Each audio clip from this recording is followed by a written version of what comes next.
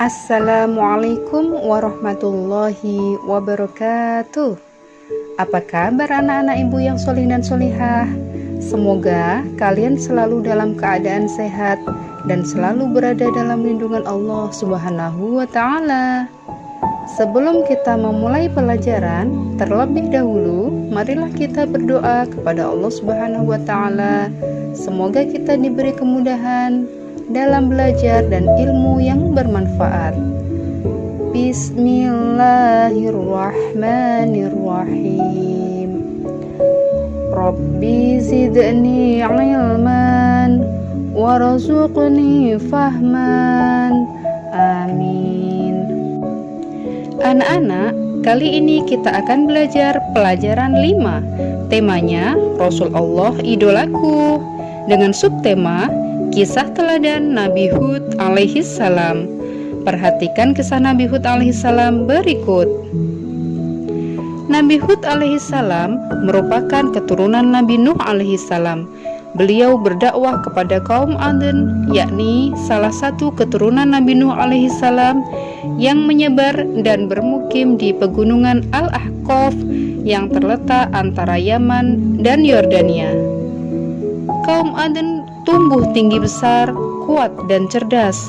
Kaum Aden dikaruniai oleh Allah Subhanahu wa ta'ala tanah yang subur, sungai-sungai yang mengalir, kebun-kebun yang luas, sehingga menghasilkan pertanian dan perkebunan berlimpah. Serta binatang ternak mereka pun berkembang dengan baik, tentunya dengan anugerah Allah Subhanahu wa ta'ala dan kerja keras mereka. Kaum Aden juga pandai dalam tata kota dan pemerintahan. Mereka mahir membuat bangunan-bangunan tinggi, megah dan indah dari gunung pasir di puncak-puncak bukit. Kaum Aden menjadi lebih makmur dan lebih maju daripada kaum lainnya, serta mereka lebih disegani. Hal ini membuat mereka sombong dan bermegah-megahan, serta mereka menilai kemuliaan berdasarkan kekayaan dan kekuasaan. Pada awalnya, kaum Aden merupakan kaum yang beriman kepada Allah Subhanahu wa ta'ala. Akan tetapi, mereka mulai membuat patung dari tokoh-tokoh yang mereka hormati. Lama-kelamaan mereka meninggalkan Allah Subhanahu wa ta'ala dan menyembah berhala, dan patung-patung berhala yang mereka agungkan adalah Samud dan Al-Ahtar. Kaum Aden menyerang kaum-kaum yang lain di sekitar mereka. Mereka selalu menang dalam peperangan. Mereka juga berlaku kejam dan sewenang-wenang terhadap para tawanan.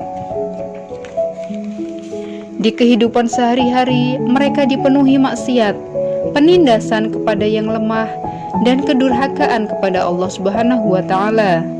Nabi Hud alaihi salam diutus oleh Allah Subhanahu wa ta'ala di tengah-tengah masyarakat yang rusak. Beliau berasal dari keluarga yang solih, kaya, dan terpandang di kalangan kaum Aden. Beliau juga memiliki akhlak yang mulia, cerdas, dan tidak terpengaruh oleh kerusakan kaumnya. Beliau berdakwah mengajak kaumnya untuk berhenti menyembah berhala dan mengajak agar mereka bertakwa kepada Allah Subhanahu wa ta'ala, agar terhindar dari azab Allah Subhanahu wa ta'ala, sehingga mereka tidak mengalami nasib yang sama dengan nasib kaum Nabi Nuh alaihi salam. Nabi Hud alaihi salam berkata, "Hai kaumku, sembahlah Allah Subhanahu wa ta'ala, tinggalkan berhala-berhala itu. Aku tidak meminta imbalan kepadamu atas semua ini. Upahku hanyalah dari Allah Subhanahu wa ta'ala." Setelah Nabi Hud alaihi salam berkata seperti itu, kemudian kaum Aden mengatakan bahwa Nabi Hud alaihi salam adalah orang gila. "Dengarlah Hud, sembahan-sembahan kami telah mengutukmu, sehingga engkau menjadi gila. Ucapanmu ngelantur dan kacau. Itu karena engkau menghina sembahan-sembahan kami. Kami tidak percaya dengan ucapanmu. Datangkanlah azab yang telah engkau ancamkan. Kami tidak takut kepadamu." Nabi Hud alaihi salam berulang kali mencoba untuk berdakwah, namun berkali-kali pula mereka menolaknya. Nabi Hud alaihissalam mengadukan kepada Allah Subhanahu wa Ta'ala atas perlakuan kaumnya. Kemudian Allah Subhanahu wa Ta'ala menurunkan musim kemarau yang berkepanjangan selama bertahun-tahun, sehingga membuat sungai-sungai dan sumur-sumur menjadi kering. Tanaman dan binatang ternak banyak yang mati. Kaum Aden dilanda kehausan dan kelaparan yang parah. Nabi Hud alaihissalam mengatakan bahwa Allah Subhanahu wa Ta'ala akan murka pada siapa saja yang menyekutukannya. Kaum Aden menjadi bosan dengan dakwah Nabi Hud alaihissalam. Mereka semakin berani hingga menantang Nabi Hud alaihissalam agar mendatangkan azab yang pernah disampaikan saat menyampaikan dakwahnya.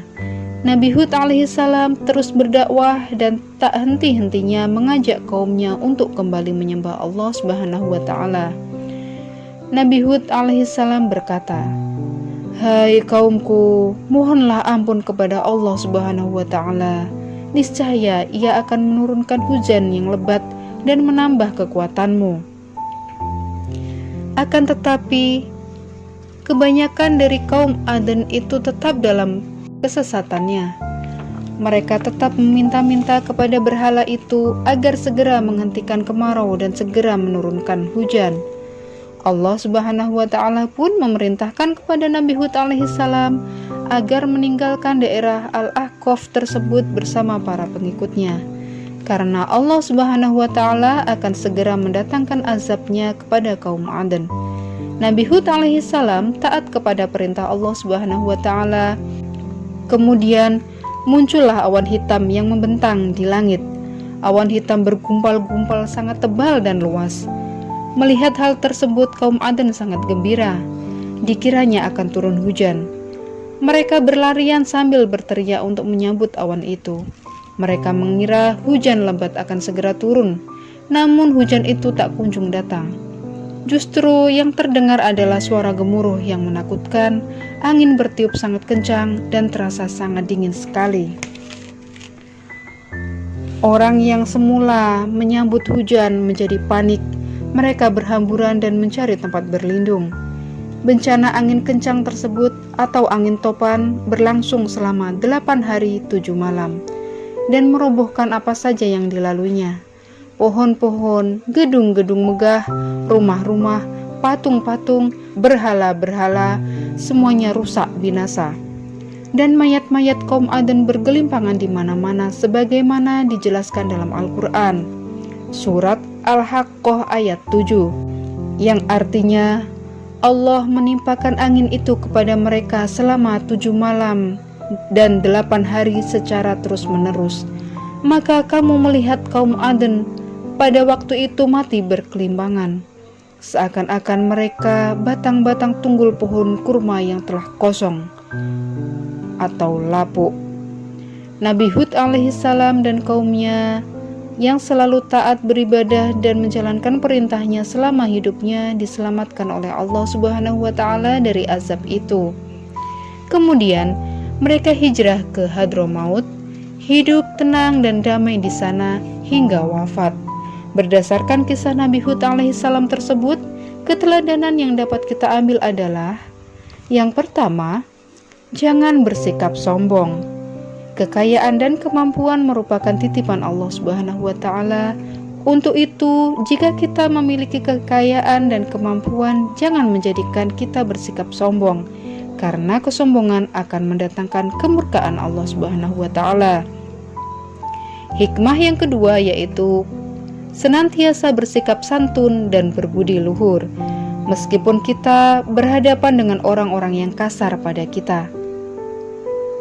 Hikmah yang ketiga adalah taat dan patuh kepada Allah Subhanahu wa Ta'ala, karena apa yang disampaikan merupakan jalan keselamatan buat kita. Hikmah yang keempat adalah janji Allah Subhanahu wa Ta'ala adalah nyata. Semua janji yang Allah katakan akan menjadi kenyataan, baik itu kenikmatan maupun azabnya. Anak-anak ibu yang solih dan solihah, setelah kalian melihat dan mendengar video ini, ayo jawablah pertanyaan-pertanyaan berikut. 1. Nabi Hud alaihissalam adalah keturunan Nabi. 2. Ketika Nabi Hud alaihissalam berdakwah, kaum Aden selalu. 3. Berhala yang diagungkan kaum Aden bernama. 4. Kaum Aden mendapat azab selama. 5. Nabi Hud alaihissalam dan kaumnya hijrah ke. 6. Sebutkan keteladanan yang dapat kita ambil dari kisah Nabi Hud alaihissalam. Nah, demikianlah pembelajaran kita kali ini. Untuk materi pembelajaran selanjutnya, tunggu video berikutnya ya.